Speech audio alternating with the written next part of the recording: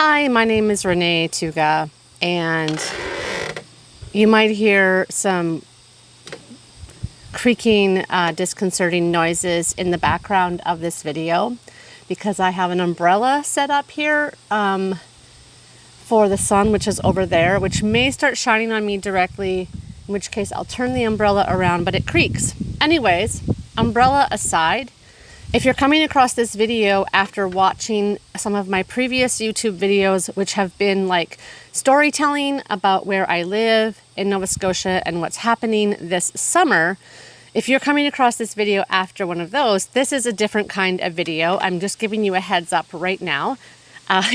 You might be able to tell from the title of this or the description if you've taken a peek, but this is a video of me reading an essay. I've been making videos for YouTube this summer, but primarily, or I should say, I have much more experience as a writer and as a blogger, and sometimes what I do is I will read or video myself reading my essays to have a recorded version of an essay, and that's what this is. So I want to give you a heads up before you get started in it that that's what this video is. I will be reading an essay that I have published to my blog. And hey, it would be delightful if you watched it or listened to it. It's the kind of thing like you could treat this like a podcast episode also and just have it running in the background. Nothing is going to be happening really on camera. That's all that exciting, unless something happens behind me here, unless the umbrella crashes down, and I'd probably edit that out. It would probably also damage my camera. Anyways, not a lot's going to be happening on camera. So you could listen to this. So here it is. This is an essay from my blog titled Thoughts on Social Capital and Location Independence in a Time of Climate Change and Other Crises in the Context of an Intergenerational Familial Homestead. I apologize for that mouthful of a title, but that's just the best way to describe this essay. Also, before I jump in, I need to qualify my use of the word homestead. We do not own, as a couple or as a family, a large tract of land on which we farm or build self-sufficiency. But we have two generations that own and live on an intergenerational family property with multiple homes, gardens, outbuildings, and the like. We jokingly refer to it as the compound. We also call it the name given to the property by my parents years ago, the sanctuary. And now, the essay. There are many branches on the decision-making tree of our move to Nova Scotia, but they all trace back to the same root. This is where my parents live.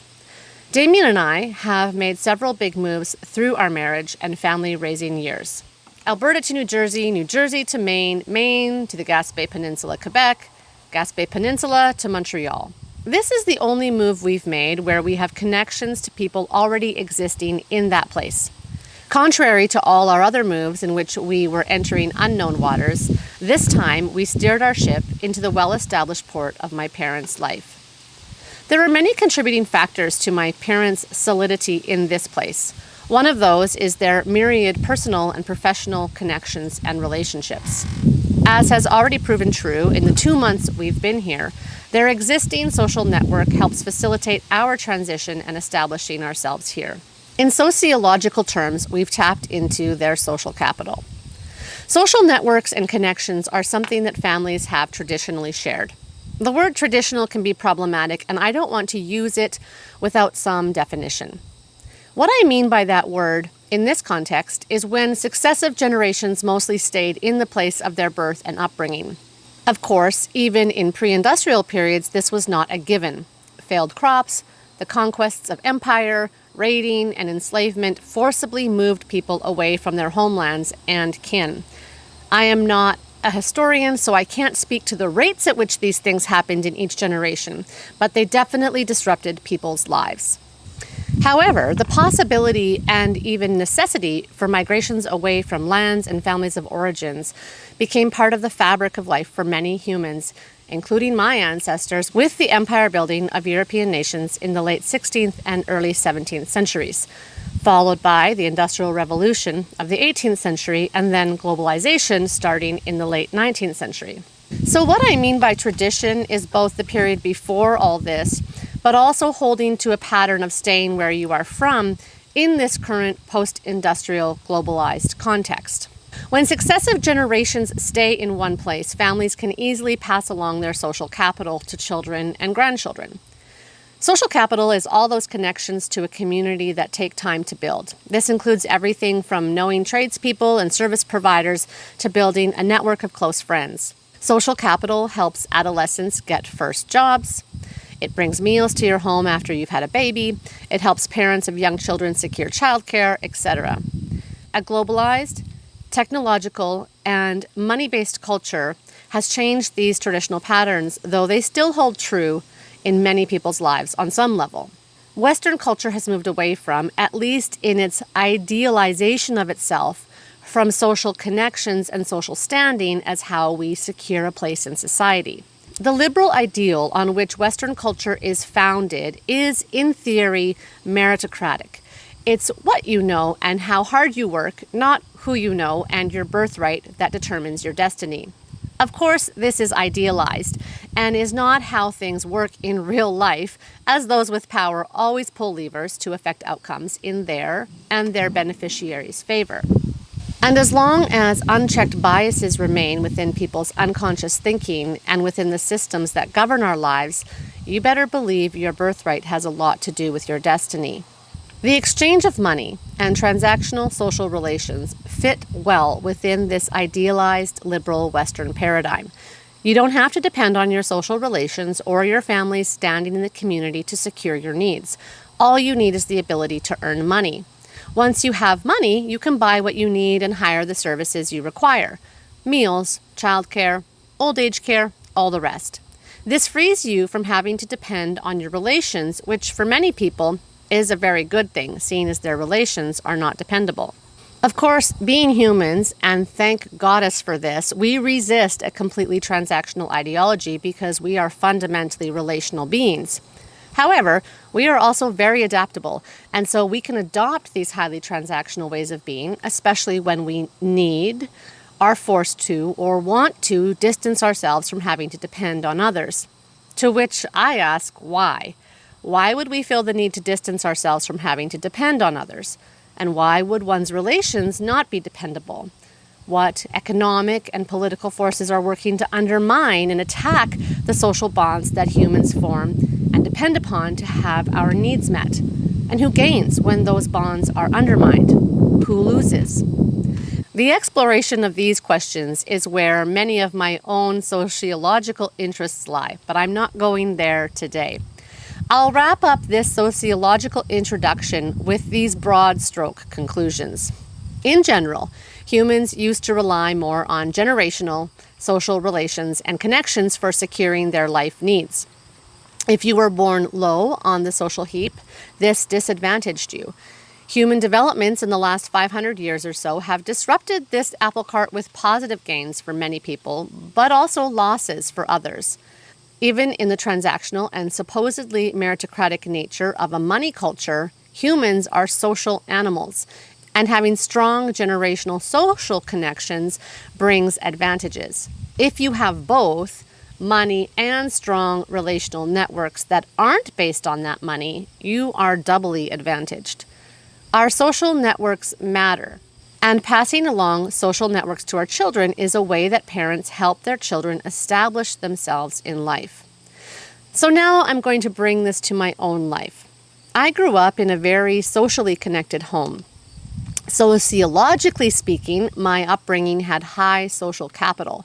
My parents knew and were connected to a lot of people in our community with their small businesses, civic, and church commitments.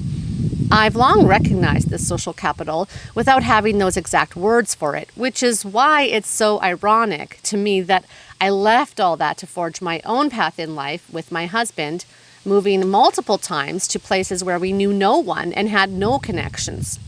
We had much weaker bonds to community and place than I experienced growing up. Our goal has been location independence. We wanted to build a career for Damien that didn't depend on being in a particular place, so we could live where we wanted and move as needed for opportunities and experiences. This is a liberal, progressive dream made possible by the social, economic, and technological factors I've already discussed. We leaned hard on the benefits of a globalized economy and knowledge work to pursue this dream. The result is a less rooted life than the one I experienced growing up. Perhaps not surprisingly, given the cultural messaging, I didn't give that possible outcome much thought as a young adult choosing to go far afield and live an adventure with my husband. As our children have grown, I have thought about how this choice affected them, both positively and negatively. We did not have a lot of social capital to give our young adult children, especially after leaving church and aging out of the homeschool co-op, both having provided our strongest social connections in Montreal. When I was their age, early 20s, I had been drawing from my parents' social capital for years. And then my young husband and I left it all to strike out on our own, thousands of kilometers away, as people can and do in a globalized, knowledge-based, and post-industrial economy. Reflecting on all this as I move back into the orbit of my parents' social connections and location-dependent household economy is really fascinating for me. Our lives, whatever they look like, are not simply the result of individualized choice and agency. Certain things are only possible because of the time and place we live in and our birthrights, the genetic and familial heritage we come from, and what that bestows and burdens us with. Other options are completely closed to us. This rubs against the idealized liberal worldview where you can be anything and do anything independent of your embodiment, history, and context. The development of my own adult life thus far has not built the same breadth and depth of in-person connections and networks as my parents enjoyed at my age. This is because of moving around, but also because both my parents are extroverts and they operate as a team at building community. Additionally, they both come from large families with a shared cultural background of hospitality and extensive church involvement. These personal and familial traits, values, and habits help you build a web of social connections. Damien and I, individually and together, have created a myriad of digitally facilitated connections through the years. Although as Gen Xers, we are not digital natives, we adopted social technologies and networks early on, in part because of Damien's technologist bent. I feel digitally connected to people all over the world, but mostly across the North American continent, and have experienced the benefit, even materially, of these connections in my life. However, at this stage of family life and given the times we live in, it now feels imperative to be well-rooted and established in a physical community. Being connected to my parents and to what they have built here, both materially and relationally, shores up the resiliency of our whole family for the times we live in. To go back to my sociological thoughts from earlier in this essay, the unattached, transactional, and global individual, and indeed you are very much an individual in such a context, only works when you have material resources, where your money or skill set that can earn money in the economy can cushion you from crisis. And just as importantly, you need a fairly stable eco-social political environment. I don't know that there has ever really been a time of such stability. However, I do think that the vision of an individual roaming the globe or even North America, depending upon a transactional economy to secure your material needs and a liberalized citizenry for your safety may be a fading idea. Of course, this was only ever a vision for a small portion of the Earth's population to begin with. I don't study this in depth, but here are my observations. The result of globalized capitalist industrialism is climate change, which, as we have all experienced in recent years, disrupts and threatens the environmental stability on which everything else rests. This instability disproportionately affects poor, marginalized, and disadvantaged individuals and populations. Ongoing political tensions, in many cases caused or exacerbated by the above condition, are a stark reminder of the challenges and setbacks of achieving globalized liberalism. Surprise! Groups of people have different beliefs and traditions, and sometimes those values perpetrate harm to others. Aside from obvious harms, some groups of people just don't want a liberal, democratic society.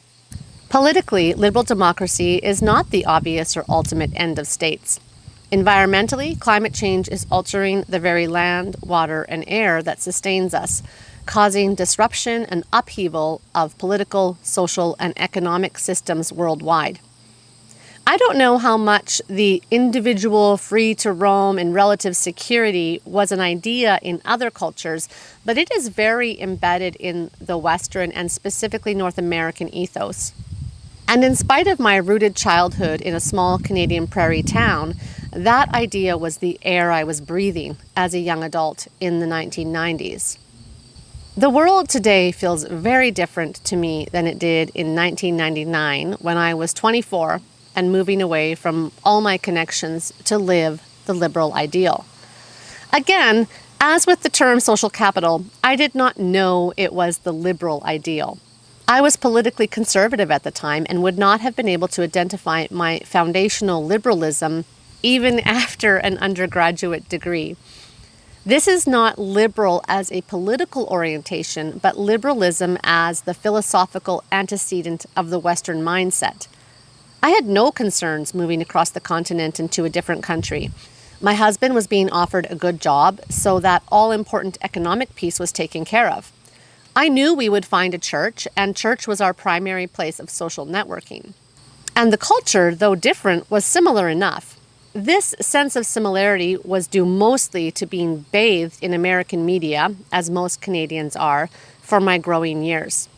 A quick aside, during our 11-year sojourn in the northeastern United States, I learned more about the differences and nuance in Canadian and American culture, owing largely to the circumstances and mythos of each nation's founding. Climate change did not factor one iota into our decision-making process. Oh, how things have changed, internally and externally. This is an eco-political time in which I want to be connected to a relatively safe place while recognizing there is no safe place, but there are safer places. A big part of that safety is the security I have in my familial connections and familial capital, the sharing of generational resources. But that sense of safety is also to be found in forming connections in a community that shares your values, or enough of your values, because it turns out values are not the same across the board. Our needs are the same, but how an individual or group of people go about meeting those needs varies widely. And in a time of climate change, safety is also found in regions better suited to adapt to the changes. All of these observations and thoughts about family resiliency in the context of society, culture, and the environment significantly contributed to the decision-making process to move here. Ironically, it's our location independence that helped facilitate this transition with such ease. No need to find a job where we move, our work moves. When I was a kid, I took my parents' social capital for granted. Of course I did, since taking gifts for granted is probably the definition of childhood. I depended upon it, but I also resisted the idea of it. My dad was a small business owner and employer. When he was a child, he did not enjoy his school years, except for high school shop class and football, and didn't attend college or university. For the entirety of my childhood, he owned a construction company. Our family name could be seen on job sites around town and even in some far-flung places where he won contracts. My dad intimately knows the value of hard work, much of it physical, and personal relationships in building a family, a life, and a business, and he's been successful doing all three. Growing up, my dad would often say, "It's not what you know, it's who you know." This quip deeply disturbed my childhood sense of fairness, an innate value that had remained intact in me by a protective and loving home. For my dad to suggest people's access to opportunities like employment was affected by their social capital, again, not a term any of us used, was an assault to my sense of right and wrong. It really bothered me, and it still does. Reality cannot be reduced to pithy sayings. And also, in a knowledge economy, what you know does matter. Knowledge of all kinds is an asset, including construction knowledge, to which my dad would heartily attest. But the veracity, or at least partial credibility, of this statement rings true in my years of accumulated life experience. It speaks to the underlying truth that as relational beings, our connections matter. In non-liberalized worldviews, example, indigenous cultures, contemporary, intentional, traditional communities, old world, European, etc., it's our connections, who we come from, and are in relationship with, not our employment, education level, bank balances, preferred pronouns, etc., that define a person's identity. All of which are an individual at the center way of looking at the world, where you define your identity by what you have acquired or how you, as an individual, perceive yourself. I have always felt pride in being Karen and Daryl's daughter, even during those teen years when you are most likely to disdain or shun that connection. I was never embarrassed that these were my parents. I felt pride in my family name and identity. That could be my core value of loyalty being expressed, but regardless of how it comes to be that way, the fact of it remains. For the last 24 years of my life, my relations have meant nothing to the people in my physical community. No one knew the people I come from, and now they do. To meet people out and about, to introduce myself and have them know my parents is a real treat for me. When I moved away from Alberta, where I had grown up, I loved the blank slate feeling of defining my identity on my own. This desire, this feeling, might just be the beating heart of the entire liberal worldview. I wanted others to know me on my terms. I wanted to know me on my terms. I appreciate what I have gained internally and in my marriage, growing into my adulthood largely independent from my relations. Let's wrap this up. Overall, I like who I've become, for which I can thank both my heritage and my independence. But there have also been losses, and I recognize those. I am the type of person who is keenly aware of losses, so there is no need for me to list them here as a reality check.